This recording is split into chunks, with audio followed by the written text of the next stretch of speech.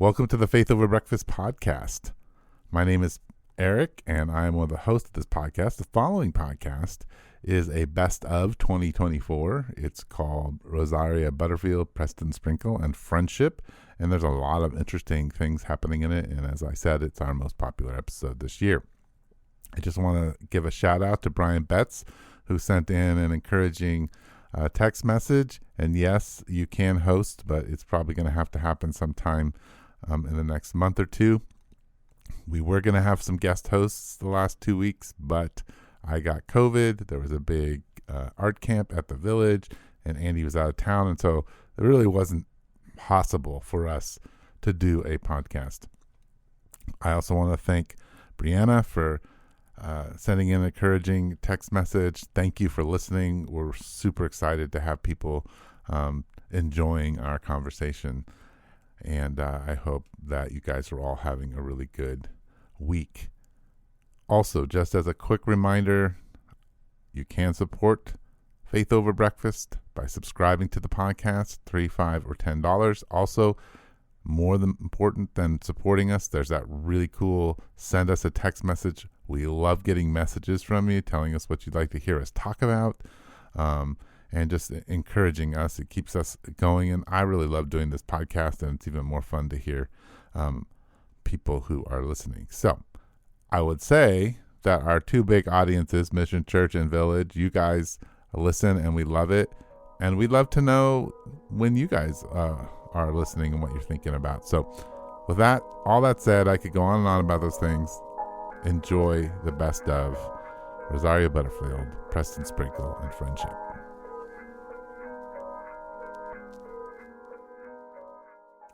Welcome to Faith Over Breakfast.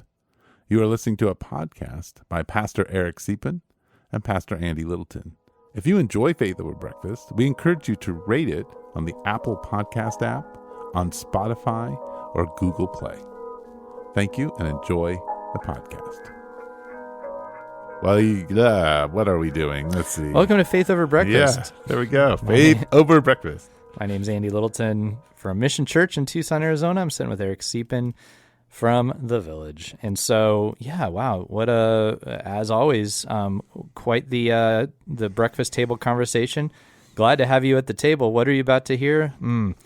Let's see. There's going to be Rosaria Butterfield, Preston Sprinkle, debate in the public square, disagreement, friendship, lonely pastors, Yadier Molina, lonely pastors, Andy's retreat in Puerto Rico, Eric, talking about gender roles as always. There's a lot of good stuff. Yeah. Very little on gender roles. I shouldn't have said as always. This is one of Eric. You think a lot about it though. You do. I do. I think it's very important. So there you go. Aren't you excited? I am. I'm really excited. I think it's one of the more, this is how it would be if you actually just invited the two of us to coffee and we talked to each other, because it's all over the map. It's true. And I had a good time. Yeah, I had a good time too. Thanks, Andy. Yep. All right, enjoy, guys. Hey, Andy. Oh, hey. Welcome back. It's been a while. You've been, on retreats and partying and, just one wild guy.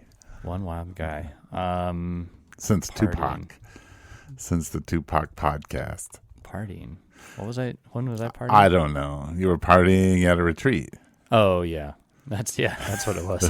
Party retreat. That's right. I forgot about the partying. I don't know. Where were you Friday? You were at a retreat because you went back to retreating Yeah. No, I was at a retreat for kind of processing ministry, losses, relational losses in ministry. So very cool. Was doing that for about a week. Well, I guess it's not very cool, but yeah, it's good. It's a good thing. It's good. So I was back. I left last Tuesday, I got back this Tuesday. It was a Tuesday to Tuesday trip. So did you find it helpful? Yeah, actually, I did. I had told our elders when I was going on it. I said, this isn't like you go away for a week and you're fixed. And you're fixed. Yeah, and I know they know that, but I was just kind of trying to say But I've got issues, guys, and I'm not going to come back without issues. But that said, I was really hoping that this would be a meaningful time, and I do think it was. I would say I return with a sense of having some space to process, which I need and is good for me to do. It was guided, which was helpful because I think I need that too sometimes. But also there's a sense of like I'm going to have to relate in different ways. That was something that emerged out of it. And that's going to be challenging. But that I think signals a good retreat. I didn't just come away going, I saw the rainforest and I'm just so happy I was gone. It's like, okay, yeah, I was in the rainforest. That was really pretty. It was in the rainforest? Yeah. Oh, yeah. wow. Yeah. Which I've never experienced a rainforest. It's really cool. But coming back going, okay, this is gonna push me to have a more healthy way of being is not going to be necessarily easy. Good, probably long-term, better, but not easy, right? Can you that makes sense. Highlight like what you mean by relating differently? Can you just like explain one? Well, yeah, I mean one thing I think that these folks, and so this is the Kaneo Center. It's called, and it's a guy who's a long-term pastor who ended up with kind of a cumulative post-traumatic stress disorder after a long list of lost relationships and difficult situations. And he, Dan White Jr. is his name. He's known in some circles. He was a church planter and missional church writer and such. But he went through that experience, and he and his wife had once done a sabbatical in Puerto Rico. So they went there to try to kind of recoup and figure out what was next, and ended up buying what was kind of an old wealthy person's inn in the rainforest that had been damaged by the hurricane, and rehabbing it and are using it to do these retreats for other leaders going through similar stuff. But part of his journey was that he had to realize, and this is what he's offering to other people like me, that part of it was, ministry is painful, but part of it is he needed to make some changes, right? And some different ways of relating. Some of that just had to do with like second half of life and going, okay, what's a new way of relating in the second half of life? What have I learned? What do I need to change? How do I need to differentiate my younger self from my kind of like matured self? And some of it is just when you look at that stuff, you realize, obviously, it's not all one directional. It's not like you're just this punching bag because you're in ministry. Like sometimes you've invited these ways of treating and viewing yourself by maybe needing to make different boundaries and or take a different posture to the world. So for me, there's a lot to it, and I don't know if that's all this podcast or whatever, but let's give us one different way of relating as a pastor that you kind of are going to walk away with this. Yeah. So I think that I will at times want or feel a need for something for me. Like I need this, but I will quickly lay that down because I feel like at the end of the day, and some of this is wrapped up in like calling, and some of it's wrapped up in my like relational longings and stuff, but I'll say like, well, my needs are secondary to yours. Therefore, whatever you need, I'll do. Whatever, if you're not going to follow through with your commitment, I'll follow through with it for you. If you're tired and I'm tired, I'll still be the one who shows up. If ultimately, like I'm going to be the one that carries the burden. Part of that, comes from theological misunderstandings, I'm sure, of my, because I do feel called to serve and to lay my life down, and sometimes confusing. Is that what I'm doing right now? Or is this enabling? Or is this being used? And it's hard to parse out. And so my knee jerk is just I'll just do it myself. Maybe I get a little resentful, and that harms relationships. Right. And so looking at that piece and going, I didn't speak up because I didn't want to deal with somebody's response. So like, yeah, like there's things where maybe I'll think that I don't want you to do that, or I don't want to participate in that. Right. But rather than speak into that and say that, like, no, I don't want to do that. I don't think we should do that. I struggle with that because on the other end of that, somebody might be upset, angry, or reject me, right? And it feels like safer to not just go after that. But the truth is, when you look at the stories of the losses over the years, a lot of them started there, and I didn't save it by not addressing it. Right. And so then a takeaway, you go, so I might need to move into those things sooner and with more clarity and honesty. And that's scary because that actually doesn't mean conflict goes off the table or whatever. Right. It just means, yeah. And I think I'm nervous about, you've got years of walking in a certain way. Like, am I going to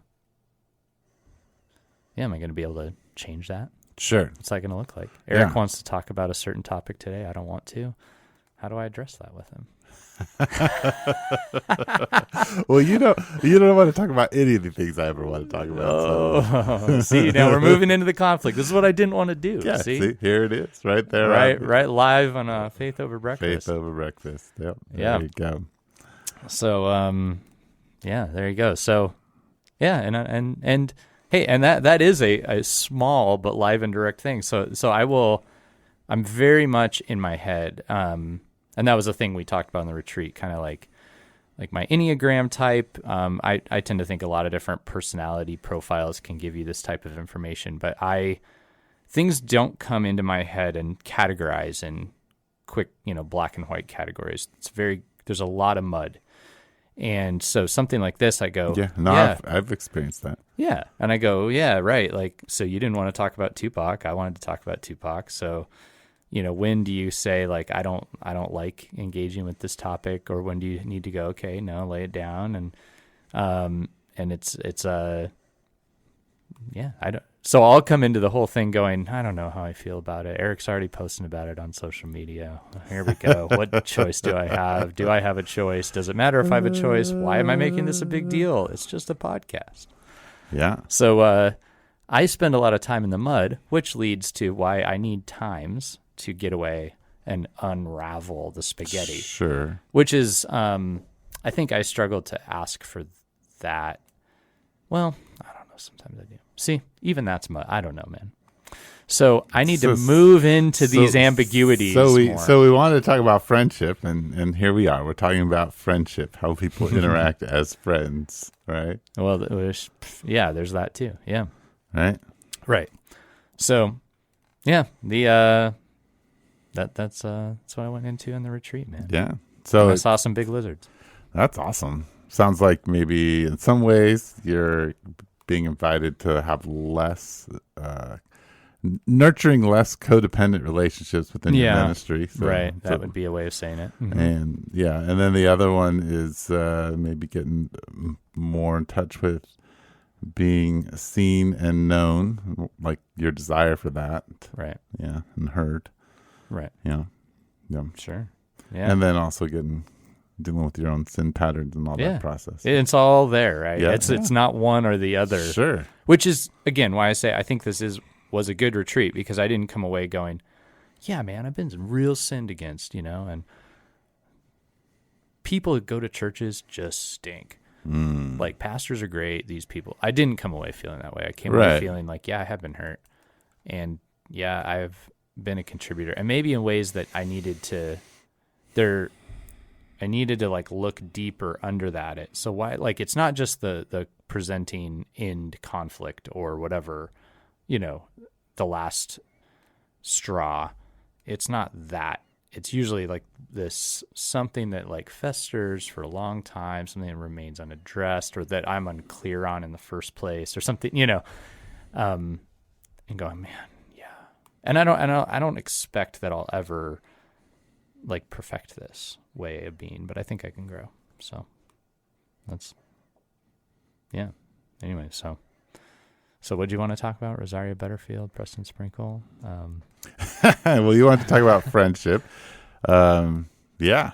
And because partly I wrote an article on it or a little thing about it in the past, and you've been thinking about it. Yeah. And honestly, the Rosario Butterfield Preston Sprinkle thing had to do in some ways with friendship, not about necessarily what they actually are talking about. Sure. So let's like define that Rosaria Butterfield Preston Sprinkle thing.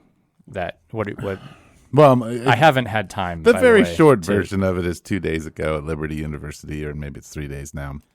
She did her normal speech and then went after Revoice and Crew and Preston Sprinkle and accused them and called things and called them to repent.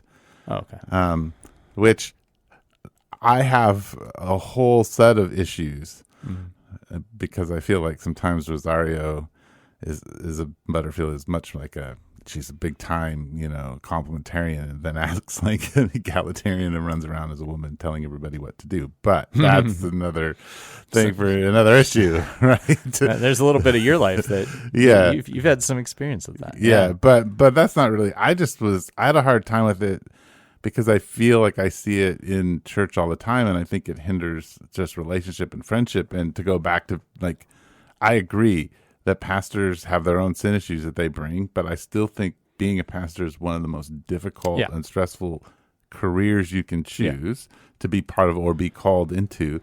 It's very difficult to have friends. Yes.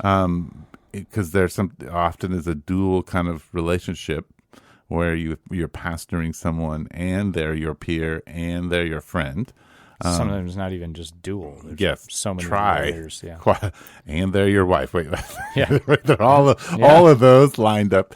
And you make all of these shifts, right? You go from like accountant to counselor to preacher to, coach to janitor to, to construction worker to, handyman. You do all those things. And you don't just do like this week I'm the handyman and next week I'm the preacher. You do like 3 hours of, janitorial work and then 2 hours of trauma counseling, 1 hour of, prep for your sermon. Right. You got all these shifts. Your brain's not great for that. Anyway, it makes it difficult for friendship. But then you look at the public sphere and it seems like there's such a celebrity worship of pastors. So they're out there and then they fall. So we have the celebrity and we have the fallen celebrity. And so I don't feel like it allows a lot of room for pastors just to be normal people. Yeah. Dan of Kaneo Center had an anecdote that he shared that he was pastoring in Syracuse, and he was just at a little sports bar watching something, just kind of like, oh, I want to catch the game. And he was sitting next to somebody, started kind of chatting it up with them. Oh, yeah. And the question comes up, what do you do? And he says, oh, well, I'm a pastor. And the guy's response was wasn't negative toward him, but it was like, oh, wow, man, nobody likes you guys. What's that like? And he was just surprised by it. He was just like, oh yeah, you guys are like the bane of existence. The bane of your people just know you guys are terrible. And he was like, oh really? Oh shoot. Right. And but not everyone does that, but there's, you're either the expectations are very high. You're going to really be the spiritual father figure for people and life coach and the best counselor ever, and also a TED Talk level communicator weekly, or else this isn't really feeding me at this church. Or so much places to be critiqued. There's a lot of places to be critiqued, and then but then it's very easy. How many stories have I heard of people who say, yeah, I went to a church and the pastor said this one thing and it just damaged me. And I go, oh man, that was like one little slip. That pastor said one thing wrong that stuck in your head and had all this power. Mm-hmm. And maybe it's way deeper than that. But sometimes it feels like it's just that all it takes is one. Right. And you hear it in the reverse, which is just as bad. It's just like, I went to this church and this pastor said this and it changed my life, and now I'm like, I'm a follower of Jesus and I'm a good husband. It's all because of this sentence. Like, that's how the narrative is, and you're like, wow, like, I got to get my senses right. I got to change. I can change people's lives. Like, oh, it's really difficult. So, like, in the friendship part, my conversation was just, what is it? I think there's supposed to be some special care for pastors and for their families, and I think that part of friendship is just the willingness to be in the long haul with somebody, like to really walk together. And my critique of the Preston Sprinkle, because I don't care about Crew as much and Revoice, but I know enough about Preston to know how careful he is, even with Rosario, like, and how he has always lifted her up, always been very caring for her, and how much he tries to steel man other people's arguments and things and to honor them. And so just to be called out in front of, like, it was a lot of people, it just seemed like this isn't the way Christians should be operating. Yeah, the reason I didn't want to talk about it was twofold. One was that I haven't had time. So speaking of what I'm learning about myself, I like a little time to have a clue what I'm talking about. But I have watched some videos of Butterfield's critique before, just not lately. Mm-hmm. And so that's why I kind of said to you in the text, like, I think this is kind of old news. And then the other thing is, I think in my head, I thought, so, okay, like, then, so what's the solution? We get on here and put Rosaria Butterfield on blast for blasting Preston Sprinkle? Like, how does that help anything? Like, we, add to the narrative of pastors who critique other Christian leaders for critiquing other Christian leaders. Like, okay, when does it end? Like, is this just clickbait? That because they're arguing, we can argue about whether or not they should argue. And I think that's just where my head is at. But no, I agree. But I do also, like, see what you're saying. I have also appreciated, I mean, the great thing about Rosaria Butterfield, especially her early work, was it was very smart, very sharp, but also is coming at things from, like, an angle you just hadn't heard before. Right. And she clearly knows her stuff. Yeah. Very theologically astute, and she's also astute in the world that she came out of. Yeah, I mean, you've got a speaking of Syracuse, you've got the professor of queer theory at Syracuse University, goes through a conversion experience, and this is the type of person she is. She is smart, academic, able to hold her own, and she's carried that over into being a Christian. Yeah, and then that's positive. But on the negative side is, there's a side of that where you have power, you can tear down another person's argument. And my general tendency is to say Christians get a bad enough name out there. When a person is a Christian, so say Butterfield sees a legitimate flaw in Preston Sprinkle's thinking. Is that possible? Yeah, of sure, course. It's possible, right? Okay. So, but Preston Sprinkle is a Christian in a post-Christian culture where Christianity is being critiqued everywhere. Yeah. Like, my tendency would be to say, hey, Rosaria, this guy's going to be in the kingdom with you. Treat him real nice and state your arguments in such a way that still believe the best about him and cast him in the best light to all the unbelievers paying attention to you. That's what I would say. Yeah. But then at the same, there has to be space to disagree. And then I sort of long for the days when we didn't disagree on video. But I don't know what else to do. So I think my thing was not so much, okay, Rosario, that's nice, and Preston, and I get there in public eye, and so there's this public critique that happens that I don't agree with and don't like, but I get it. And now I'm part of it. And I even said it in the little thing I wrote. My point is, I don't care about them. It happens in my church. It happens in churches that I'm connected to, where we feel like we have this need to police everyone. Sure. Like that we're so uncomfortable with slight differences. Yeah. From politics to roles of women and men to, baptism to the end times to New Testament scholarship, and we want to police each other so much so that we police each other out of relationship, and so it makes it difficult, and then we get our feelings hurt, and it's not even about real things. You know what I mean? And I think that's when it comes to friendship, I think that critiquing is what I experience as a pastor, and what I see happen to other pastors is that they're critiqued all the time. Well, and they're critiqued to see if they're right, and if they've got all their ducks in a row, and if it's they're theologically,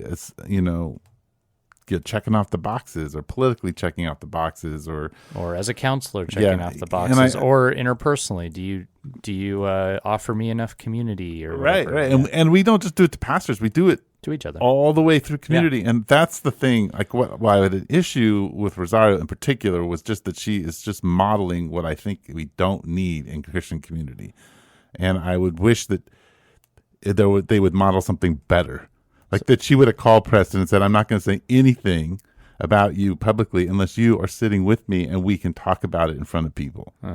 So that people can see relationship happen. Yes. And so like I just feel like, I don't know, just that's the issue I have. And so when it makes friendship go all the way back down to friendship, I'm just like, well, friendship is hard when you're always critiquing everyone. It's hard to be friends when I think you're critiquing me all the time. Yeah. Because I don't want to be your friend if you're critiquing me all the time. Right. If I've got to get it right to be your friend. Well, I mean, this gets at just the core. Or in church with you, or your pastor.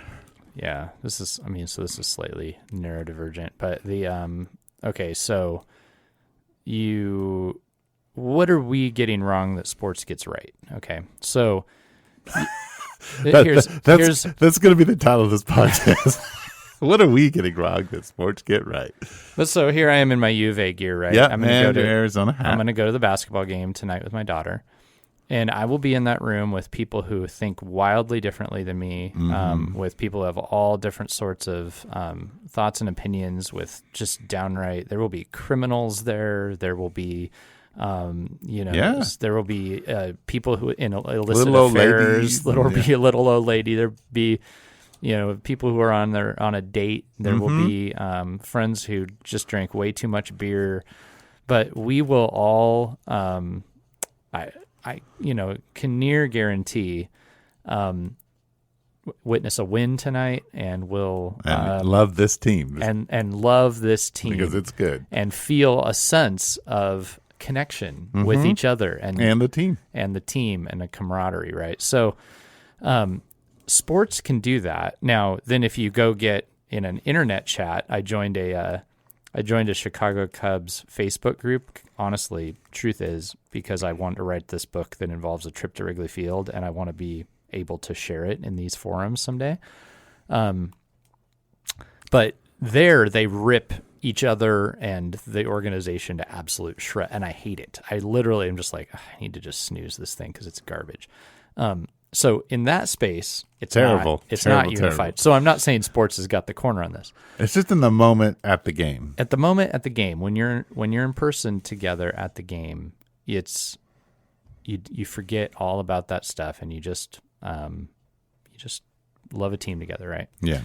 So why can't we as Christians, why is church less like that for us? Why is it more like we're there critiquing? Like that's, gauging, is this meeting my needs? And is it because the church is actually just not as good as a sports game? Or is it because we as people have a different relationship to our relationship with God than we do to these meaningless things? Are we not really as committed to the core idea as we think we are? Like at the Arizona game, the commitment is to our home team. Are we really committed to the church like that, to where we love it that much? Right. Well, We're also committed to an experience at the game, right? We're looking for this experience, and churches, people want that too, and they're not the same. Obviously, no, they are not. I know that. Yeah, I think church is all encompassing. It's about there's a lot more at stake, it seems, right? Or at least people feel like there's more at stake. Like, yeah, you don't go to the sports game thinking, I wonder if they can fix my marriage. Right. Or help me understand why there's so much suffering in the world. Yeah. Or get rid of this existential dread. We think it'll lift while we're at the game. Sure. Actually. Yeah. Which is part of it. Yeah. Or connect me to God when I don't feel connected. Yeah, there's a lot that we come to it with. Yeah. Definitely. But then the people. So I went to one game in Puerto Rico. Yadier Molina is a big, longtime star of the St. Louis Cardinals, and he's coaching this little team there. It was kind of a cool surprise. And there was a rain delay. There's like 100 people at the game. So I went down. I'm going to say hi to Yadier Molina, right? Because he's just standing outside the dugout. Nobody's around. I walk down. He kind of looks over, sees a fan coming, goes inside the dugout. He's just like, no, I don't think so. And but I didn't walk away just going like, I hate Yadier Molina. That's like, never going to a game there. I just was like, sure. Yeah, he wasn't in the mood he's coaching his team. He didn't want to talk to some random fan right now.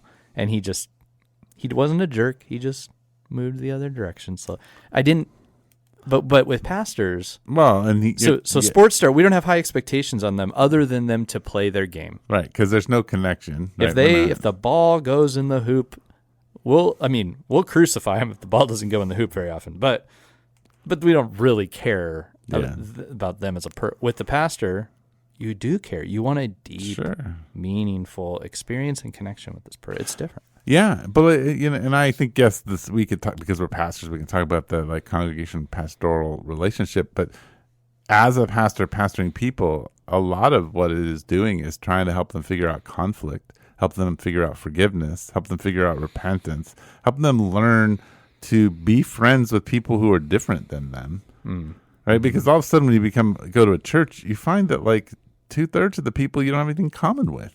Oh man, maybe more than that. Like, right? At least at our church, I've talked about if we weren't Christians, we're not in the same room. Right? We're not doing anything together, and that's beautiful. By the way, like that's a creating of a new community. Sure, agreed. Around Jesus, and which is exactly a huge part of the point. Right. But it's not. There aren't all these. We're not all there because of affinities. We're not all there because we're the same. And we see the world the same way. Or we're related or something. Yeah. Right.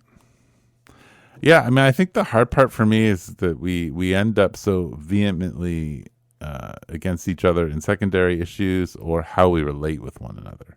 Yeah. Right? So maybe I don't have a lot of good social cues, and so I say some things that are hurtful to you. Like, it's really hard then to learn to enter into community and friendship with me. Or if we all land on the same place when it comes to the inspiration of scripture and marriage and all the things, but maybe we are a little different on the roles of men and women in the church, et cetera, et cetera. Sure.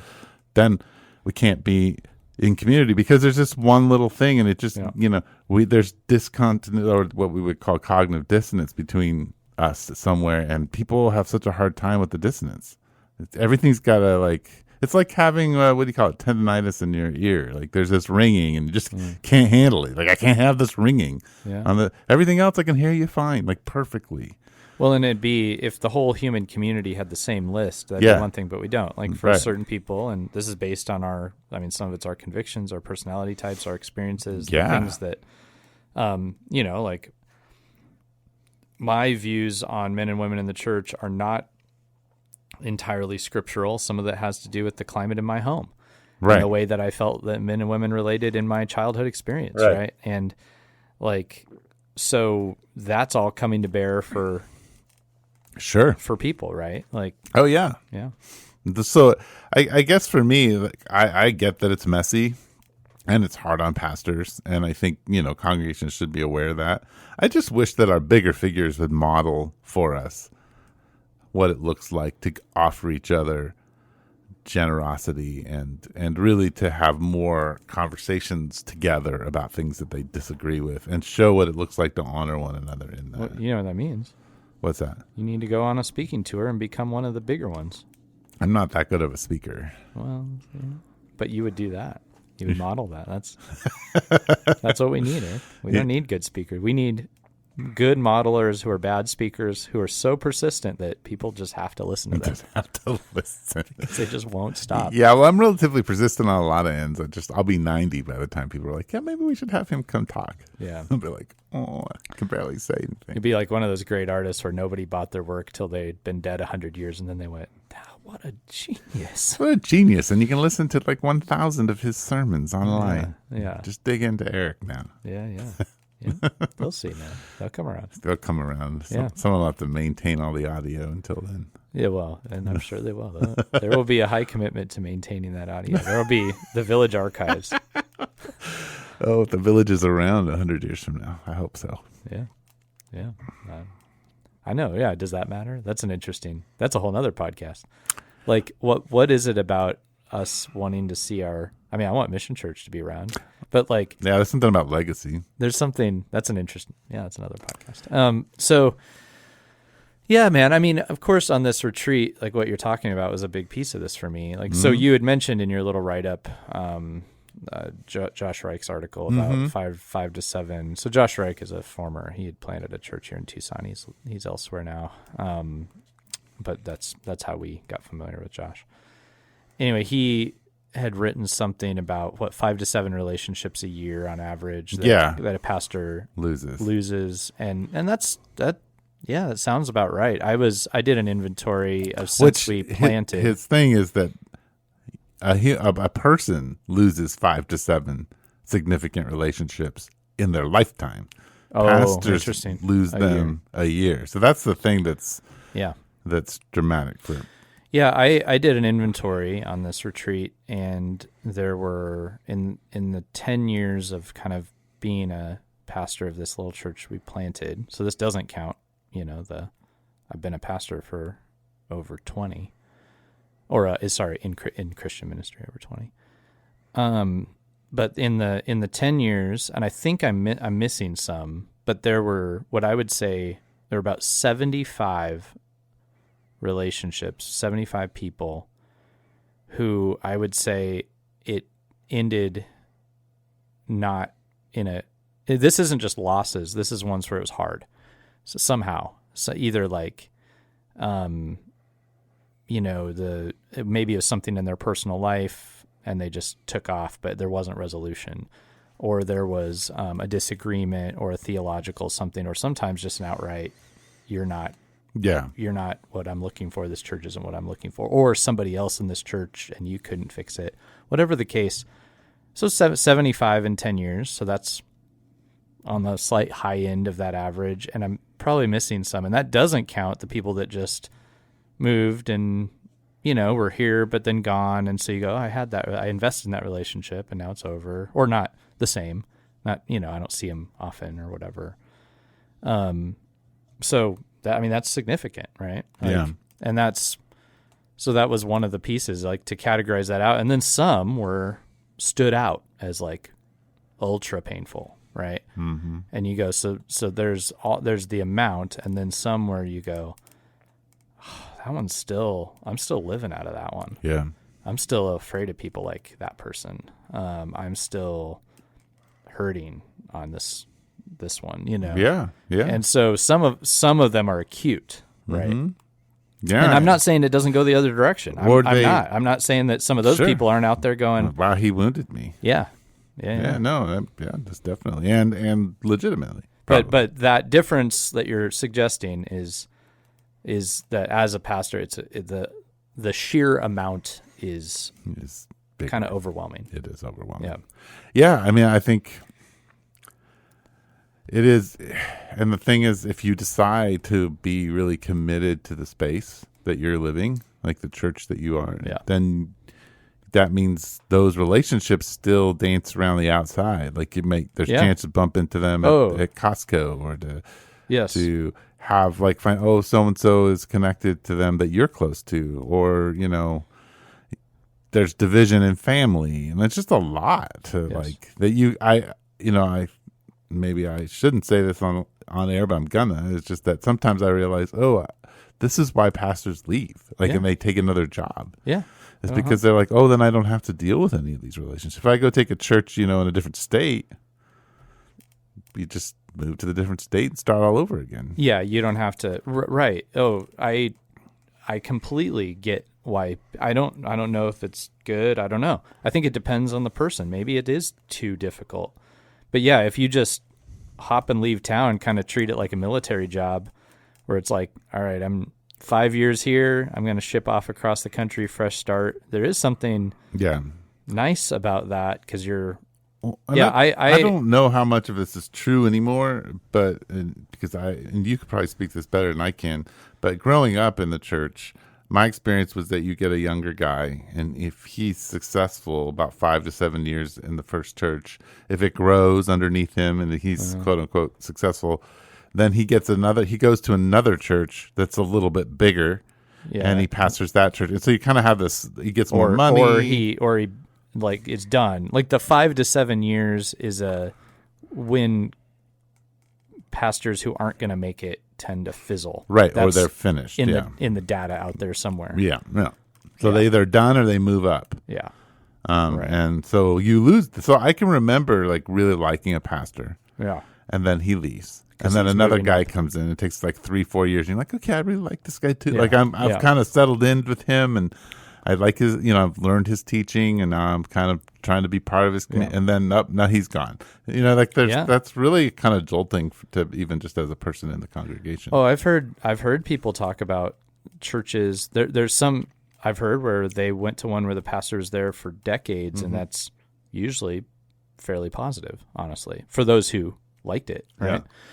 Yeah. But then you hear about the ones where their church life was always changing, and that is I've rarely heard. I can't think of any time I've heard somebody say that was a good thing.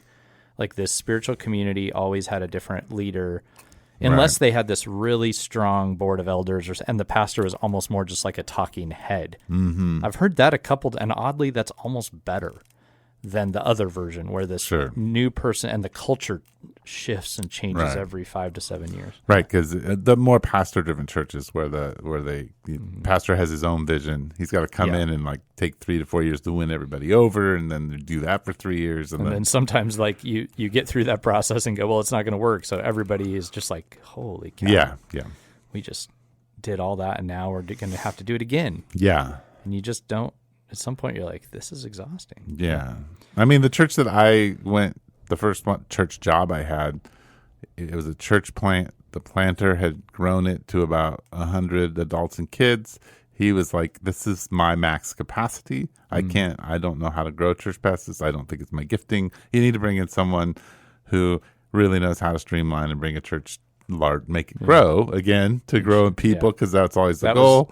That in the back was especially the goal in the 90s. Yeah. But so, and then that just fell apart, and then I ended up there. But it's just, and when I would talk to people, that's all they ever talked about was that pastor, because he was a really, really good pastor. And that's why the church grew. In the sense of, I don't mean like he was a great teacher. He just shepherded people, and they felt shepherded and loved. And so when he left, they just felt abandoned. And I think there's a lot of layers to this. There really are. I think we've talked before about the time I heard Alan Hirsch talking in Phoenix, and I don't relate to every single bit of Alan Hirsch. That doesn't matter, of course. Nobody out there, but this piece. I like Alan. No, I like him too. I actually don't. Here's what I should say. I don't know what Alan Hirsch thinks about 90% of stuff. If I'm honest, that's all I'm trying to say. I don't know. Like, not trying to like. Don't make me an Alan Hirscher. I don't know. Maybe I am. I don't know. Maybe I am. But this piece I thought was really good. So he's talking about, and actually I say all that because like the 5-fold gifts that he talks about, I'm not crystal clear on my understanding of how that works. So but the piece that he mentioned was like apostolic people tend to start churches, and then you start wanting more of a shepherding type person. And so you replace the apostolic person with the shepherd, and then people tend to remember the apostolic leader because they got all these things started and they long to do new things. And so they get tired of the shepherd who doesn't lead them into new territories. So they try to find another apostolic person. And he kind of viewed it as what you need is all of it. like you need a church that's like thick, where the people of the church are becoming leaders. And I think you do this at the Village very well, where there are people with an apostolic role, and that role remains for them, and there's people with a shepherding role. But if you professionalize too much and you have to have a pro that's paid $200,000 to do this, you're not going to be able to do it. But if you raise up people from within, you can have all the gifts like present in your church, and it's well-rounded. Yeah. Now, when I read the fivefold gifting, I was that what Paul meant? I don't know. But that model makes sense to me, the way that Hirsch explained it. And I thought, so I have a little more of a like, let's try new stuff mentality to me. I'm a little less, I'm not as, I think, impressive in the like, if somebody wants me to create a like life structure for them, like that's just not, that's not how I tend to operate. Right. But there are, or to be just the like, the person that you just sit down with and they just gaze into your eyes and just say, I see your pain. Wow. Like there are people in our church like that. Right. But I don't know if it's me. But so I tend to think that like, rather than always replacing and trying to have the person that's going to grow it or whatever, that raising up of people, the whole body of Christ is a corrective to that. But that's a retraining of the way that we think about spiritual community.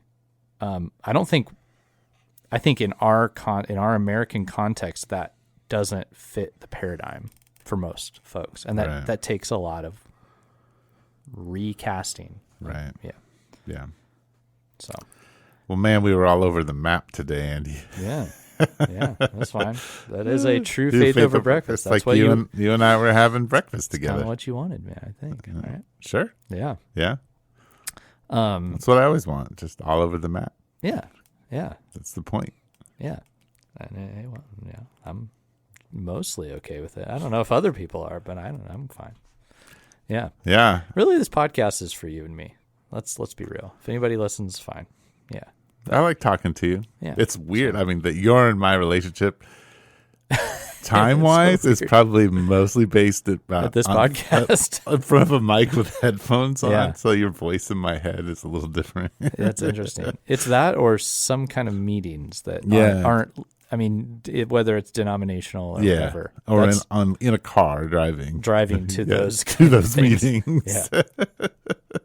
So yeah, our relationship is filtered through headphones or like road noise. Yeah. And maybe a little bit before or after the podcast, but yeah. There you go. All right. Well, thanks, guys. And if you do have any response to our lovely Faith Over Breakfast, or people apparently listen to our podcast. They hear the ads, they follow the ads, and they even buy the stuff. Oh wow, this is new. Yeah, are you starting to see a lot of new products? And I just see the date. What are our ads? I don't even know. I don't even know what I guess it means that you followed the podcast, because we only advertise other podcasts. Yeah. Oh. And so it tells you how many you got monetized and then how many were fulfilled. Wow. So that means that they actually followed that podcast. That's something else, man. So, apparently, it's people are listening, and we love that you listen to us, and continue to rate us. It really is helpful in getting our podcast out to the world, so that we can become the, number one Faith Over Breakfast podcast. So that we can start getting highly critiqued in the public sphere. We need your help to get to that level. We need to. We need Rosaria Butterfield to set her sights on us and say, repent. Hey, man. Probably be the best thing that ever happened to our careers. Right Yeah. Again, maybe, we want to take this on the road, be on stages, let people, watch us talk. We could bring the eating back on stage. We just eat in front of people. That would be great.